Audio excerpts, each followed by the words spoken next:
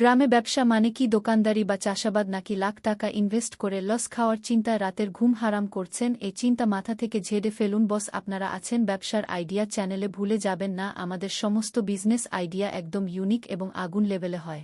আজ আমি গ্রামের এমন 3টি ব্যবসার কথা বলবো যা কখনো কেউ আপনাদের বলেইনি। আমাদের 1 নাম্বার ব্যবসাটি আপনাকে শিখাবে ঘাস আর পলিথিনকে টাকার মেশিনে রূপান্তর করবে। 2 নাম্বার আইডি, এটা দেখে আপনি চিন্তা করবেন এটি তো খুবই সহজ, আজই শুরু করে দেই। আর 3 নাম্বারটা আমার পার্সোনাল ফেভারিট, এই ব্যবসাটায় অনেককেই সফল করে দিয়ে অলরেডি। এই ব্যবসাগুলো শুরু করতে আপনার পুঁজি লাগবে মাত্র 10,000 টাকা, আর ইনকামটা না হয় ভিডিও শেষে ক্যালকুল করব। গ্রামের প্রায় প্রতিটি বাড়িতেই গরু আছে, কিন্তু শীতকাল বা শুকনো মৌসুম এলেই শুরু হয় কাঁচা ঘাসের হাহাকার। তখন গরুর দুধ ঠিক রাখতে খামারিরা বাধ্য হয়ে বাজার থেকে 60-70 টাকা কেজি দরে বিভিন্ন গোখাদ্য কিনে আনেন। ফিড কিনতে কিনতে অনেক খামারির লাভের খাতা প্রায় শূন্য হয়ে যায়। করিম মিয়া এই সমস্যাটাকেই তার সবচেয়ে বড় আয়ের উৎস বানানোর সিদ্ধান্ত নিল।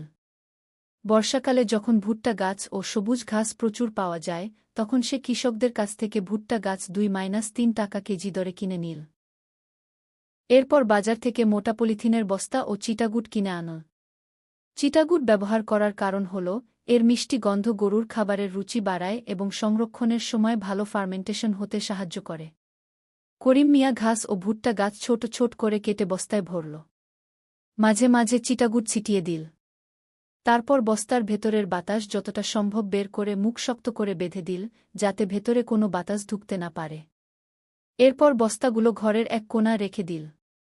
কোনো কারখানা লাগল না, দামি মেশিনও লাগল না। 1 মাস পর তৈরি হয়ে গেল উচ্চমানের সাইলেজ বা বস্তা ভর্তি গোখাদ্য। এই খাদ্য 6 মাস পর্যন্ত ভালো থাকে। আয়ের হিসাব ধরা যাক, প্রতি কেজি সাইলেজ তৈরিতে মোট খরচ হল 5-7 টাকা। শীতকালে করিম মিয়া সেই সাইলেজ বিক্রি করল 20-25 টাকা কেজি দরে। তাহলে প্রতি কেজিতে লাভ দাঁড়াল প্রায়, সর্বনিম্ন লাভ 20-13 টাকা, সর্বোচ্চ লাভ 25-20 টাকা, অর্থাৎ প্রতি কেজিতে 13-20 টাকা লাভ। ধরা যাক সে দিনে 100 কেজি সাইলেজ বিক্রি করল। দৈনিক লাভ 1,300 থেকে 2,000 টাকা। মাসিক লাভ 30 দিন 39,000 থেকে 60,000 টাকা। চাহিদা বাড়ার সঙ্গে সঙ্গে করিম মিয়া একা আর কাজ সামলাতে পারল না। সে গ্রামের আরও 3-5 জন যুবককে কাজ দিল। কেউ ঘাস কাটে, কেউ বস্তা ভরে, কেউ ডেলিভারি দেয়া। একসময় তার ছোট উদ্যোগটি গ্রামের একটি সফল সাইলেজ উৎপাদন কেন্দ্রে পরিণত হল। যে সমস্যায় একসময় খামারিরা কষ্ট পেতেন, সেই সমস্যার সমাধান করেই করিম মিয়া নিজের আয়ের পথ তৈরি করল এবং অন্যদেরও কর্মসংস্থানের সুযোগ করে দিল। শিক্ষা, ব্যবসার জন্য সব সময় বড় পুঁজি লাগে না। অনেক সময় মানুষের সমস্যার সমাধানই সবচেয়ে বড় ব্যবসার সুযোগ হয়ে ওঠে। নোট: এটি একটি উদাহরণভিত্তিক হিসাব। প্রকৃত লাভ স্থানীয় ঘাসের দাম, শ্রম খরচ, পরিবহন খরচ এবং বাজারের চাহিদার উপর নির্ভর করবে। ব্যবসার আইডিয়া নাম্বার 2। মাত্র 8-9,000 টাকার সোলার পাম্প দিয়ে শুরু করা করিম মিয়ার ব্যবসা কয়েক মাসের মধ্যেই গ্রামের কৃষকদের ভরসায় পরিণত হল। ডিজেলের ঝামেলা নেই, তেলের খরচ নেই। কৃষকরা খুশি মনে তাকে ডাকতে লাগল। একসময় করিম মিয়ার মাসিক আয় 50,000 টাকার কাছাকাছি পৌঁছে গেল। গ্রামের মানুষ তখন তাকে সোলার করিম নামেই চিনত। ধরুন করিম মিয়া সোলার পাম্প দিয়ে প্রতিদিন 5 জন কৃষকের জমিতে পানি দেয়া।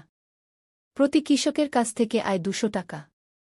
প্রতিদিন কৃষক 5 জন, দৈনিক আয় 205-1,000 টাকা। মাসে 25 দিন কাজ করলে মাসিক আয় 1,025-25,000 টাকা। যেহেতু সোলার পাম্পে ডিজেল লাগে না, তাই খরচ খুব কম। ধরুন যাতায়াত ও ছোটখাটো খরচ মাসে 3,000 টাকা। তাহলে নিট লাভ 25,000, 3,000 22,000 টাকা। আর যদি প্রতিদিন 8-10 জন কৃষকের জমিতে পানি দিতে পারে, তাহলে মাসে 40,000 থেকে 60,000 টাকা পর্যন্ত লাভ করা সম্ভব। ভিডিওটি দেখার জন্য আপনাদের সবাইকে আন্তরিক ধন্যবাদ। ভিডিওটি ভালো লাগলে অবশ্যই লাইক, কমেন্ট ও শেয়ার করবেন। আর নতুন নতুন ভিডিও পেতে আমাদের চ্যানেলটি সাবস্ক্রাইব করে পাশে থাকবেন। ধন্যবাদ।